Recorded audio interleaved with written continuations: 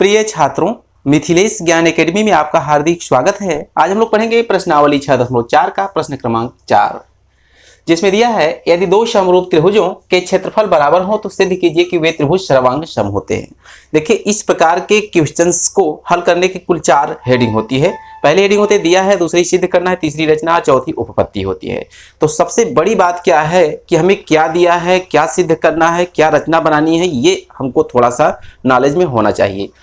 तो यहाँ पर प्रश्न देखिए बहुत छोटा सा है, कह रहा है कि यदि दो समरूप त्रिभुजों, तो इसी बात से कंफर्म है कि दो समरूप त्रिभुजों अर्थात जो त्रिभुज एबीसी और त्रिभुज पीक्यूआर हमने मान लिया है, पहले से बना लिया है। ऐसा हमारा प्रश्न कर रहा था, इसलिए हमने पहले से बना रखा है।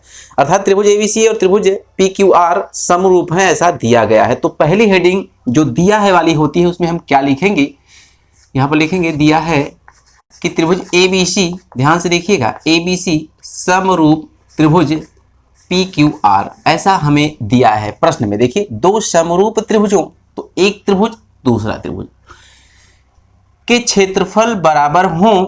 अब एक बात और दी गई है, लिख देंगे तथा इनके क्षेत्रफल भी बराबर है, अर्थात एरिया ऑफ त्रिभुज ABC यह बराबर है एरिया ऑफ त्रिभुज PQR। यहां पर त्रिभुज बना देंगे PQR, ऐसा भी हमको दिया गया है। तो ये दो बातें हमको दी गई हैं और इन्हीं दोनों की सहायता से हम प्रश्न को हल करेंगे। दूसरी हेडिंग होती है सिद्ध करना है। इसके बाद हम प्रश्न को पढ़ेंगे क्या सिद्ध करना है। तो सिद्ध कीजिए कि वे त्रिभुज सर्वांग सम होते हैं। कहने का मतलब कि त्रिभुज ABC यह सर्वांग सम होगा। ये देखिए सर्वांग सम का सिंबल है। त्रिभुज PQR कुछ इस प्रकार का हमें सिद्ध करना है। अब इसके बाद अगली हेडिंग होती है रचना। तो यहाँ पर ये जो प्रश्न है, इसमें हमने कोई रचना नहीं की है, जो हमको दिया गया था वही हमने बनाया है। तो रचना वाली हेडिंग को हम छोड़ देंगे। अगली हेडिंग, आखिरी हेडिंग लिखेंगे उपपत्ति। तो उपपत्ति की शुरुआत हम वहीं से करते हैं जो हमको दिया गया होता है। तो हमें दिया है त्रिभुज ABC समरूप त्रिभुज PQR तथा एरिया ऑफ त्रिभुज ABC बराबर एरिया ऑफ त्रिभुज PQR।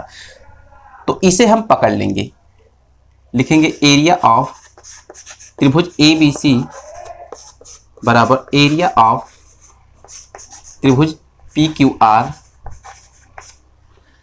तो ये हमको दिया है, तो आगे हम लिख सकते हैं ब्रैकेट में दिया है।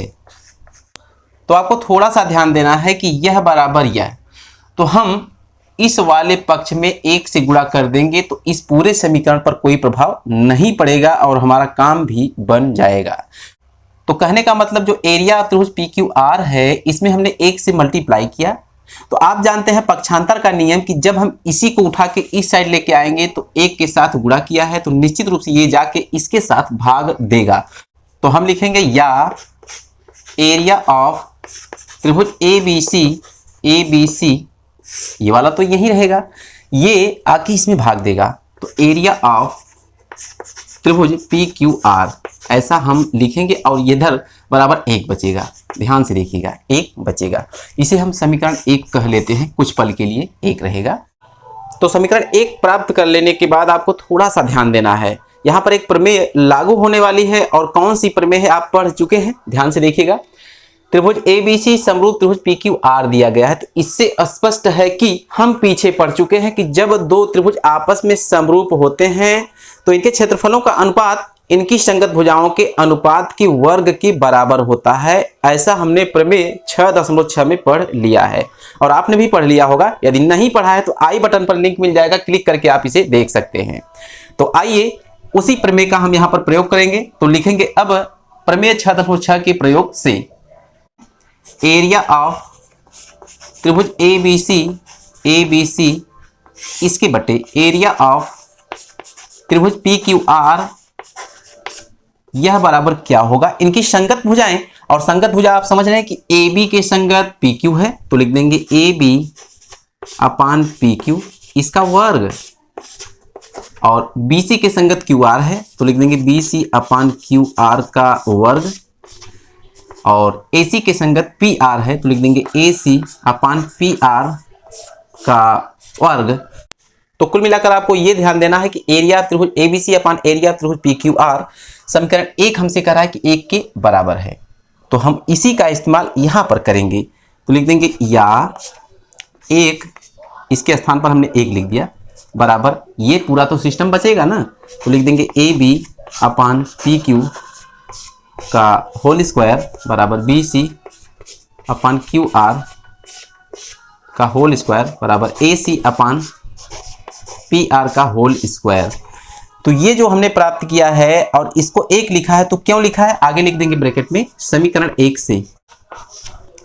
अब आपको बहुत थोड़ा सा ध्यान देना है, बारी बारी से एक एक अनुपात को हम एक के बराबर रखते चलेंगे। कहने का मतलब पहले इस अनुपात को एक के बराबर, फिर इस अनुपात को एक के बराबर, फिर इस अनुपात को एक के बराबर रख लेंगे। तो चलिए लिखेंगे या A B upon P Q का होल स्क्वायर बराबर एक, ये अनुपात हमने ले लिया, तो लिख देंगे या। अब चूंकि इधर वर्ग है तो दोनों पक्षों का वर्गमूल लेंगे, तो एक का वर्गमूल एक ही होता है, इधर वर्ग खत्म हो जाएगा। तो ए बी बटे पी क्यू बराबर एक हमको प्राप्त होगा, या लिख सकते हैं ए बी बराबर पी क्यू। तो ए बी बराबर पी क्यू जो हमको प्राप्त हुआ इसे हम समीकरण 2 कहेंगे। क्या कहेंगे? 2 कहेंगे।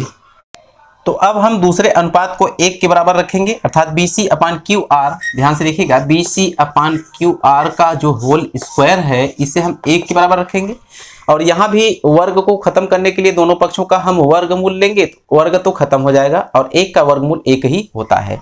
तो हम लिख सकते हैं B C upon Q R बराबर एक, या इसे हम लिख सकते हैं बी सी बराबर क्यू आर। तो इसे हम समीकरण 3 मान लेंगे, 2 के बाद 3। अब आखिरी अनुपात अर्थात ए सी अपान पी आर के होल स्क्वायर को हम एक के बराबर फिर से रखेंगे, तो इधर रख लेते हैं ए सी अपान पी आर का होल स्क्वायर बराबर 1। अब तो आप डायरेक्टली समझ सकते हैं कि इसका हम वर्गमूल लेंगे तो ए सी बराबर पी आर हमको निश्चित रूप से मिलेगा। तो आगे हम लिख सकते हैं या ए सी बराबर पी आर, तो इसे हम 4 कहेंगे। अब आप समीकरण 2, 3 और 4 को ध्यान से देख लीजिए। पहले 2 कह रहा है कि ए बी बराबर पी क्यू है, यहाँ पर हमने सिंबल बना दिया है ए बी बराबर पी क्यू का, और 3 कह रहा है कि बी सी बराबर क्यू आर है, तो बी सी बराबर क्यू आर का सिंबल भी देख लीजिए, और 4 कह रहा है कि ए सी बराबर पी आर है, अर्थात ये इसके बराबर है। तो जब तीनों संगत भुजा के बराबर है तो इसका मतलब क्या हुआ कि ये त्रिभुज आपस में सर्वांग सम साबित हो चुके हैं।